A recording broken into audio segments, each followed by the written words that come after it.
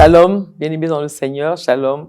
Où que vous soyez, soyez tous bénis et comblés de grâce en Jésus-Christ. Alors, c'est un agréable plaisir, n'est-ce pas? Surtout toujours ensemble dans cette émission qui est la vôtre, alors avance. Car tous les jours, on aime le dire, c'est redondant, je sais. On va toujours le dire, on doit cheminer dans le chemin du Seigneur. Ne pas rester statique, mais avancer, avancer, avancer en Jésus-Christ dans le cœur de Dieu. Amen. Alors, pour mieux développer encore notre caractère chrétien, on a pris un thème depuis un moment. Aujourd'hui, on va chuter. Il y a encore beaucoup à dire là-dessus. Je vous assure que, par ce qu'on a préparé, on va faire qu'à peine la moitié, mais parce que il y a tellement à dire. Mais on aimerait que chacun puisse prendre le temps aussi de faire ses recherches. Alors, la fidélité, le Dieu, aujourd'hui, nous allons chuter aujourd'hui dans la fidélité de Dieu. Nous allons parler d'un homme que tout le monde connaît. Il s'appelle David. N'est-ce pas? Qui ne connaît pas David? David, ce berger qui est devenu roi. Alors, ce que j'aime par rapport à David, il y a quelque chose que Dieu a dit pour lui qui est très édifiant. Et là, vous allez comprendre après la fidélité de Dieu. Dieu a dit pour David, on va lire dans 1 Samuel 16, le verset 1. L'Éternel dit à Samuel, quand cesseras-tu de pleurer sur Saoul? Parce qu'à l'époque, en fait, il y avait un roi qui s'appelait Saoul, mais malheureusement, il avait désobéi à Dieu. Alors, aussi vite qu'on l'a mis, aussi vite que Dieu qui dit, bon, comme il a désobéi, même s'il reste là, mais ma grâce n'est plus sur lui. Donc, ce qui fait que pour Dieu, ce n'était plus Saoul, c'était déjà quelqu'un d'autre. Alors, il dit maintenant, et Samuel, lui, ça lui faisait mal parce que lui, il avait oint Saoul. Mais malheureusement, Saoul, il a désobéi, il n'est pas resté ferme à la parole de Dieu. Pourtant, Dieu l'a pris derrière là où il était, et l'a fait, et l'a élevé, mais il n'a pas dit sa parole. Alors, ici, il est dit dans 1 Samuel 16:1, l'Éternel dit à Samuel, quand cesseras-tu de pleurer sur Saoul? Je l'ai rejeté afin qu'il ne règne plus sur Israël. Remplis ta corne d'huile et va, je t'enverrai chez Isaïe, Bethléemite, car j'ai vu parmi ses fils celui que je désire pour roi. Amen.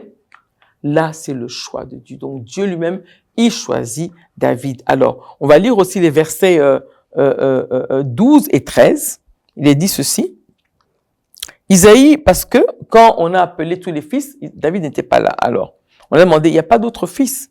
Alors, il est dit ici, Isaïe l'envoya chercher. Or, il était blond avec des beaux yeux et une belle figure. L'Éternel dit à Samuel, lève-toi, oins-le, car c'est lui. C'était le dernier de sa famille. Donc, personne ne pensait à lui qu'on pouvait le oindre. On pensait à quelqu'un d'autre, mais pas à lui. David prit la corne d'huile, Samuel, prit la corne d'huile et loignit au milieu de ses frères. L'Esprit de l'Éternel saisit David à partir de ce jour-là et dans la suite. Samuel se leva et s'en alla à Rama. Donc David est loin de Dieu. David est celui que Dieu lui-même a choisi. Et ici dans le verset 14, il est dit encore que l'Esprit de l'Éternel se retira de Saoul qui fut agité par un mauvais souvenant de l'Éternel. Amen. Donc David est celui que Dieu a oint. Mais maintenant, pourquoi on va parler de la fidélité de Dieu? Parce que David a écrit un psaume merveilleux dans le psaume 103. On le connaît, n'est-ce pas? Il dit, mon âme, bénis l'Éternel, n'oublie aucun de ses bienfaits. Donc, il y a un secret pour mieux saisir la fidélité de Dieu. Il y a un secret qu'il a donné ici, dans psaume 103. Il est dit, mon âme bénit l'Éternel, que tout ce qui est en moi bénisse son saint nom. Mon âme bénit l'Éternel et n'oublie aucun de ses bienfaits.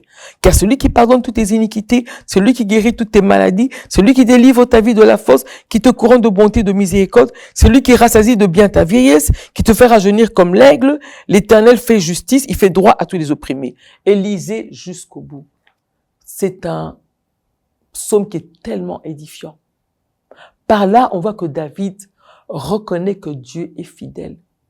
Et quand il voit que son corps ne veut plus lui obéir, parce qu'en fait, cette chair, elle est traître, hein, qu'on ne vous mente pas. Cette chair, elle est traître. Parce que par moment, elle veut vous amener ailleurs. Ou bien elle veut vous amener à penser autre chose.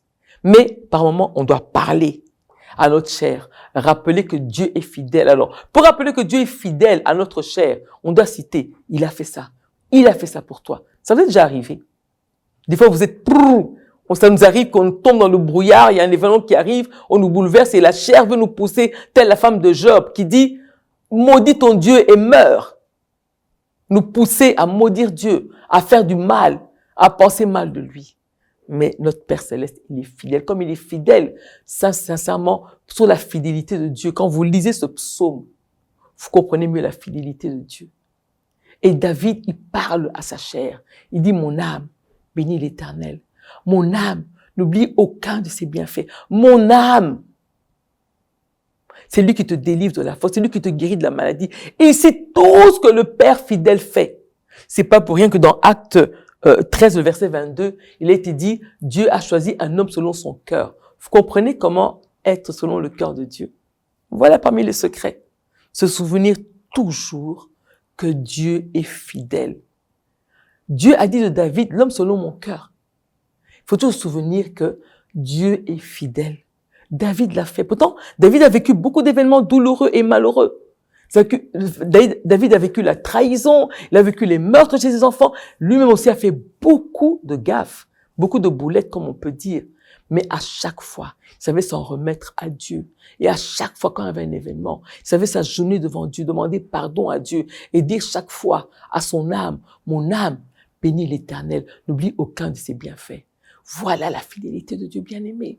Quand vous la vivez, quand vous avez des choses difficiles, rappelez à votre chair, rappelez à votre âme qui est Dieu. Rappelez-lui que ce Dieu-là s'appelle fidèle et rappelez chaque fois, mon âme, bénis l'Éternel, n'oublie aucun de ses bienfaits. Alors, aujourd'hui, c'est notre prière d'aujourd'hui pour clôturer cette série. On va tous prononcer ensemble, tel a dit David, mon âme, bénis l'Éternel, que tout ce qui est en moi bénisse son saint nom, mon âme, bénis l'Éternel et n'oublie aucun de ses bienfaits. On peut crier Amen, Amen, Amen. Soyez bénis et n'oubliez jamais, notre Père Céleste est fidèle. Amen. Soyez comblés de grâce et à la prochaine, à encore une autre série que nous allons développer par la grâce de Dieu. Priez aussi pour nous car on en a besoin. Soyez bénis, comblés de grâce en Jésus. Amen.